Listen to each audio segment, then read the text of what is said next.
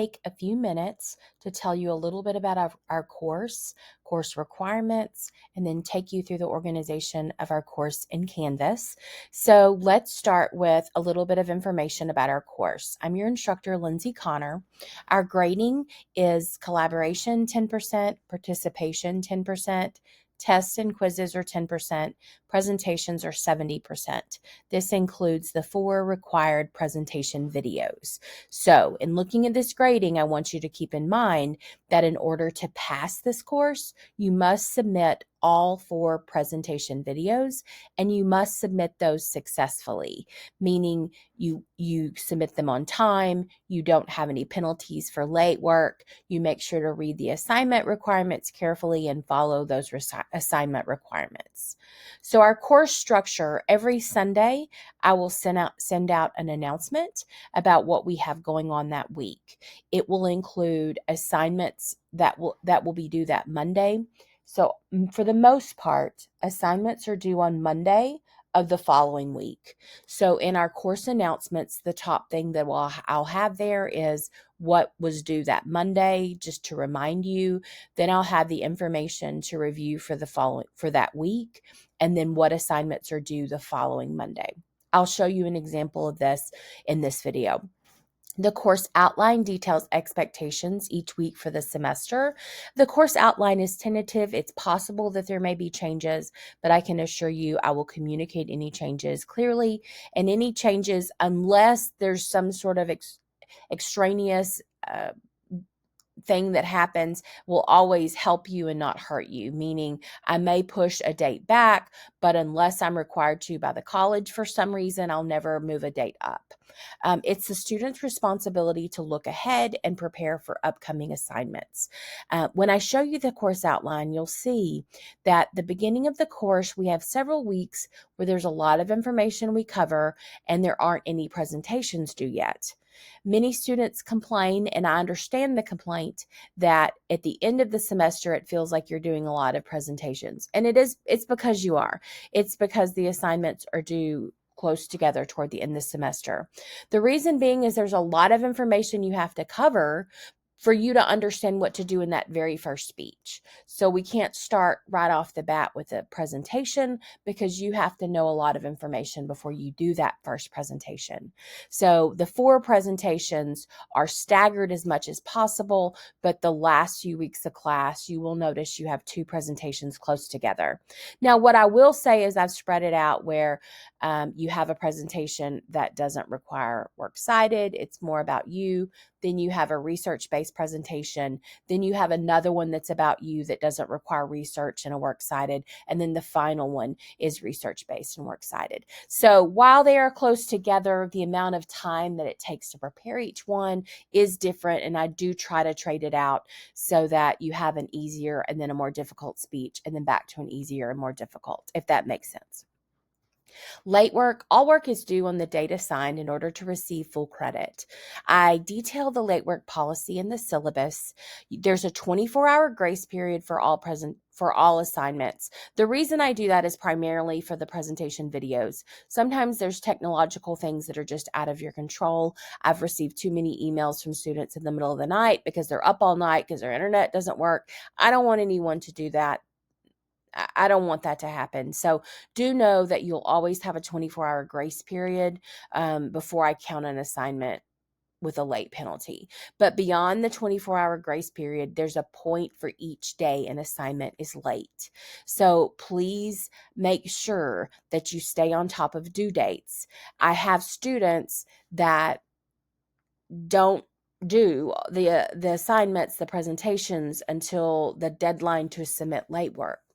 Well, if your assignment was due at the beginning of the semester and you're submitting it at the end of the semester, you'll be looking at maybe over 30, 40 points deducted. You can't pass this course if you fail your presentation videos. So if you're turning in your presentation videos consistently late, it's very likely you can do all 4 presentations, and you may even do a good job at all 4 four presentations, but you've turned them in so late that that late penalty is going to impact your grade. So I can't impress upon you enough. Stay on top of your work, get your work submitted on time. You want to earn the highest grade possible. And the best way that you can do that, other than making sure you read assignment requirements carefully, is to turn everything in on time and not have any late deductions. There is a deadline to submit late work in this class. This video is made for the spring semester 2025, and for this semester, our deadline to submit late work is April 28th, meaning after April 28th, all late work must be submitted, and any assignments due on or after April 28th will not be accepted late. You must submit those by the deadline. Course involvement. It's the student's responsibility to read chapters, PowerPoints, listen to lecture videos provided each week. It's the student's responsibility to submit assignments on the date assigned. It's the student's responsibility to drop the course in the event that there are difficulties. I remind you repeatedly in the course what that drop deadline date is. It is the student's responsibility to use the resource provided, and it's the student's responsibility to ask for help if needed. So the presentation requirements, there's a separate video that goes into more detail on this, but I'll touch on this briefly. You're required to complete 4 presentations in this course. Each presentation requires a presentation video, a presentation outline, and the informative and persuasive presentations also require a works cited page and technology-based visual aids. The artifact narrative presentation also requires visual aids, but they don't have to be technology-based. Presentation videos are required for each speech. A minimum of 5 audience members are required for each presentation video. This is a non-negotiable. If you submit a presentation video and you do not have an audience, the speech will be graded as a 0. I will allow you to resubmit, but you will receive a late penalty when you resubmit. If you are a dual credit student, then high school age students do qualify as adult audience members.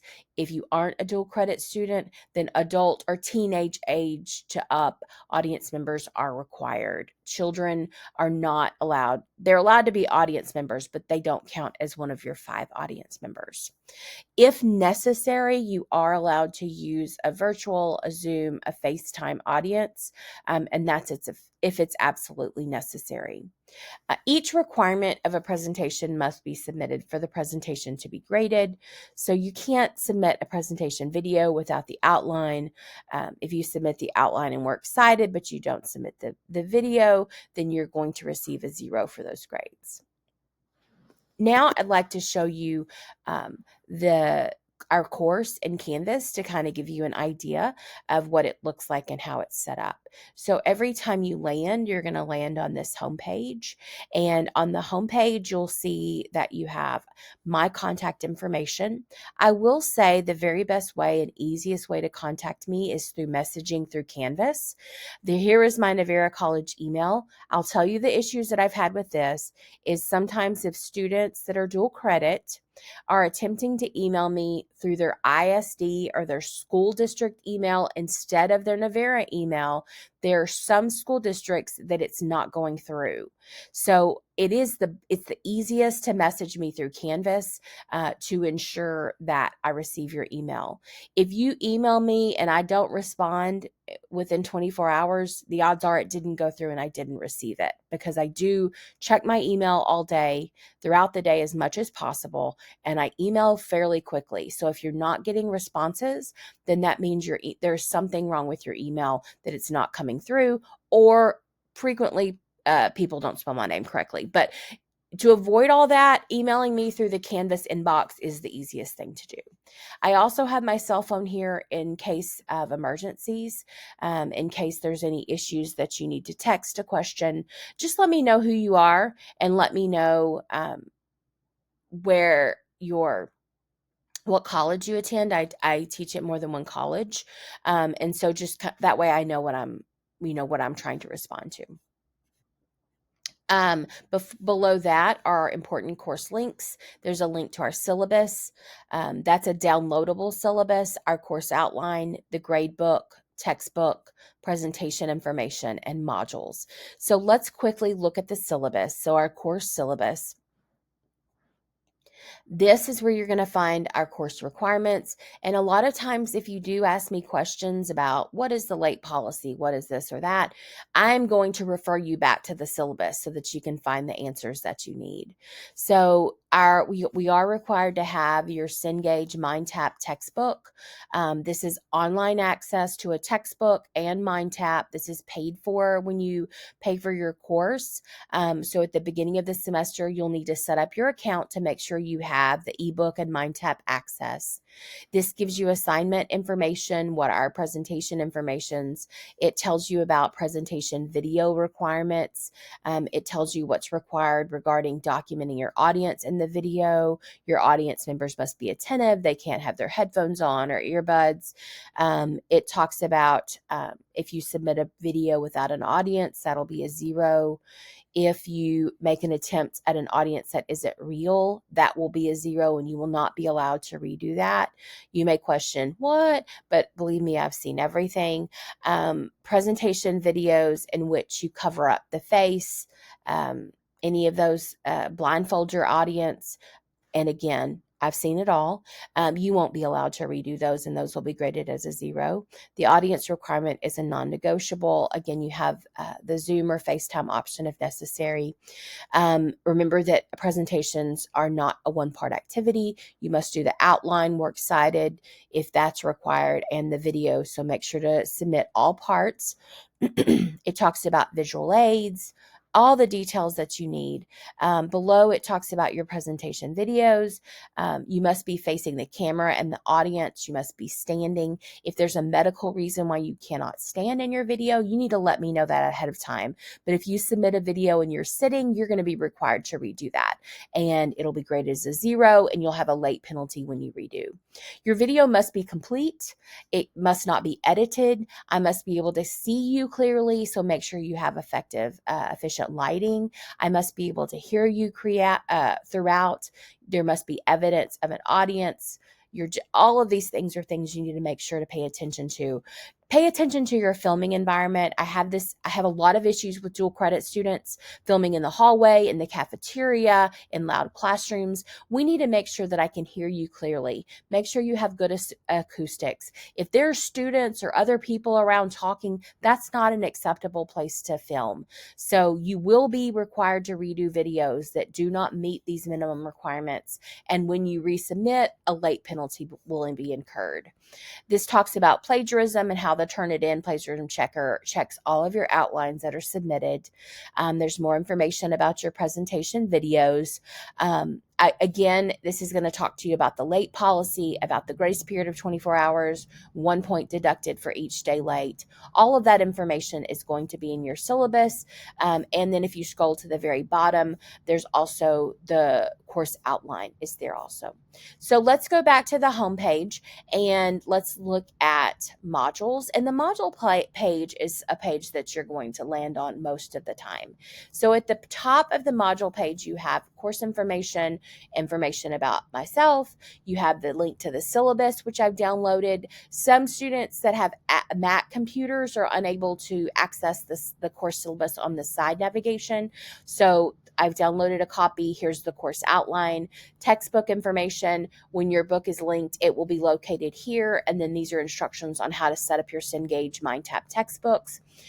Presentation information. This is a place that there's a separate video I'm going to send out that gives a lot more information about this. But this is where you're going to find all the information that you need about each presentation. This quick reference is a place I think you'll land a lot. So this kind of takes you through a quick chart that has information about each speech. Is there a visual aid required? How long does it have to be? Does it have to have a works cited page? So this is a place that you'll land a lot to get that quick information. But then when you click on the side, each assignment has more detailed link. You'll get a very detailed assignment document. You're going to get a works cited sample outline and works cited page to review. There's information about a visual aid, a sample, the rubric that I use to grade. So this is going to tell you a lot more information about the assignment. when you click on it within that grid. But I do think the grid is helpful to give those quick and easy answers that you need in that quick reference. So below are the longer documents that are also linked up here about each assignment. So make sure to read these very carefully before each speech, because this gives you all the information that you need to know. The next thing I want to show you is preparing for my presentation, what to do. I developed this based on frequent questions I was getting from students to kind of like, where do I go from here? So this is going to answer a lot of your questions. The first section is on presentation videos. What does an extemporaneous speech mean? When giving a speech, what can I use for note cards? Tell me about practicing. What do I do about visual aids? And some tips on previewing your submission. So that section is going to answer a lot of the questions that you have in preparing. Here's more information about presentation video requirements. I do recommend that you review this carefully. Here's a video about each presentation video requirement. This is helpful. I have kind of done what to do and what not to do on camera placement. So please review this carefully and see how you should or shouldn't place the camera. So this gives you a lot of tips on visual aids. This gives you tips on how is it an effective way to set up your speaking environment. And then if you look below, these are unacceptable ways to do that. So please review this carefully so that you have an idea of what is and isn't an okay way to set up your speech environment when you're ready to video your speeches. So there's a lot of information about presentations in that section. If you scroll down further, this is our modules. These are how our weeks are set up. So it'll have the week, briefly what we're going over, information to cover. These are the notes or whatever information you need to cover for that week. Assignment information will be here, and then there's a section that says what's coming up. So each of our module weeks are set up the same way, and so this is kind of how you know what we're doing each week. Next, I'm going to pull up a sample announcement to kind of show you what that looks like. So my announcements are timed to go out every Sunday so that you get the information for the week. So for example, this is our first announcement. So for our first announcement, you'll have the welcome video. You'll have important dates that you can keep track of for the semester. You may want to mark these in your calendar. Important course information. So it's reminding you of the late policy. It's reminding you of the audience requirement. Information to review for the week, assignments due and the dates, and then what's coming up below. So it looks very similar to the module. Now I'll show you what I do to remind you of assignments that are due. So let's open week 4. And I'll show you, so it's very similar. So at the top, you're going to see assignment reminders. So these are the assignments assigned the week before, but due on Monday the 10th. So I'm going to have those at the very top just to remind you what's due that Monday, that next day. And then below, it's telling you what's coming up the next week. If you notice at the bottom of every announcement, I have the late policy reminder just to kind of make sure that you remember what that is. I hope this video helps you with our course. I hope it gives you a good idea of how our course is organized and where to find information that you need about each assignment. I appreciate your time, and I look forward to getting to know each of you in your presentation videos as we continue throughout the semester.